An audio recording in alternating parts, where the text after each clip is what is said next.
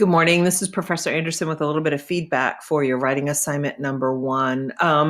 So first of all, I wanted to share with you that when you go into your assignment folder and you click on each one of the assignments, this one is Communication Inhibitors Report. If you scroll down, you'll see the rubric for the paper, and each one of the rubrics or the guides for assessment for each paper are loaded in the assignment folder. You'll also see this Communication Inhibitors PDF. It's called WA1 Writing Assignment 1. Each one of the writing assignments have their own separate PDF that outlines and details the tasks for the assignment.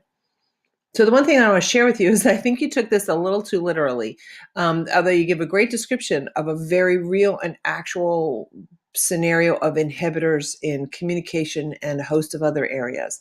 The concept and topic of this paper is focused on what you're currently doing. So barriers to communication that occur in your work, what you're doing right now, or in your community right now. So you're going to describe them, define them, and justify them in a table, and then evaluate. So when I read through your paper, you give an awfully wonderful description of, yes, many barriers that individuals from a host of different backgrounds, and all backgrounds included, come from. What I need you to do is to focus on what you encounter and face now in your workplace.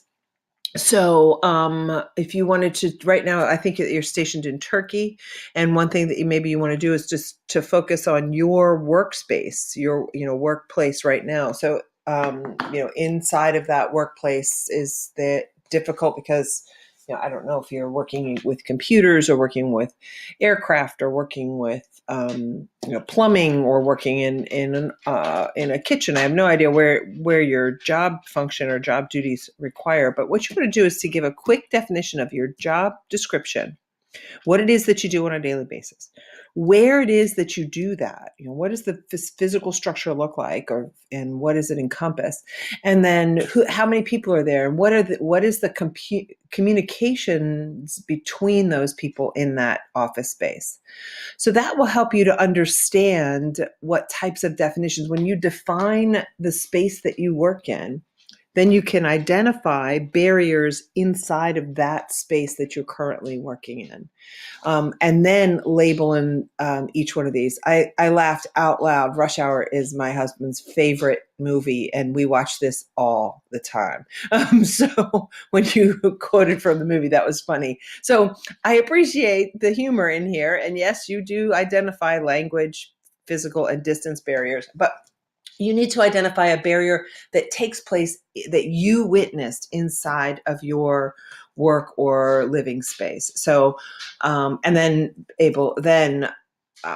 justify or evaluate on a scale of 1 to 100 the communication that takes place in that situation. So I hope that was helpful. Although you give a great overview of the effects of poverty, the effects of language barrier, the effects of a host of different types of social and societal barriers and cultural barriers that we all experience. We need to hone in, because this is the foundational work for your final paper. And this foundational work will focus on your workplace. It's an issue that the purpose of this course is to help you identify issues, learn how to research for them, and then write reports on the issue that you identified with the research that you've gathered, write a comprehensive understanding of it. So again, you just want to refocus on, on the barriers that you experience now in your workplace or your home life environment.